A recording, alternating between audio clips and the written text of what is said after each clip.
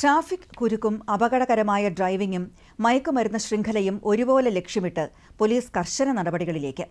മൂന്നാറിലെ പ്രത്യേക അവലോകന യോഗത്തിന് പിന്നാലെയാണ് ഡിഐജി യതീഷ് ചന്ദ്രയുടെ മുന്നറിയിപ്പ്. വരും ദിവസങ്ങളിൽ വ്യാപക പരിശോധനകളും ശക്തമായ നടപടികളും ഉണ്ടാകുമെന്ന് ഡിഐജി പറഞ്ഞു. വേറെ ട്രെയിനിങ് ബന്ധപ്പെട്ട കാര്യങ്ങൾ നമ്മളെല്ലാം വളരെ വിശദമായിട്ട് സംസാരിച്ചിട്ടുണ്ട്. അതൊരു ഭാഗമായിട്ട് നിങ്ങൾ പറഞ്ഞത് ഞങ്ങൾ ശരിക്കും ഗൗരവമായിട്ടാണ് ഏറ്റെടുത്തിരിക്കുന്നത്. ഈ വരേണ്ട ദിവസങ്ങളിൽ നമ്മൾ ഇവന്മാർക്ക് ഈ അപകടപരമായിട്ട് ഓടിക്കേണ്ടത്, പിന്നെ traffic jam, because it's A tourist destination ആയതുകൊണ്ട് അത് ബന്ധപ്പെട്ട പ്രത്യേക ശ്രദ്ധ നമ്മൾ ഓൾറെഡി നിർദ്ദേശം കൊടുത്തിട്ടുണ്ട്. വരേണ്ട ദിവസങ്ങളിൽ മാറ്റങ്ങളും ഉണ്ടാവും. അന്നേരം ഈ ഓപ്പറേഷൻ തുഫാൻ്റെ ഭാഗമായിട്ട് നമ്മുടെ സ്കൂൾ പിള്ളേർ സഞ്ചരിക്കുന്ന ബസ്സുകളിൽ കഴിഞ്ഞ ദിവസം പരിശോധന നടത്തിയിരുന്നു.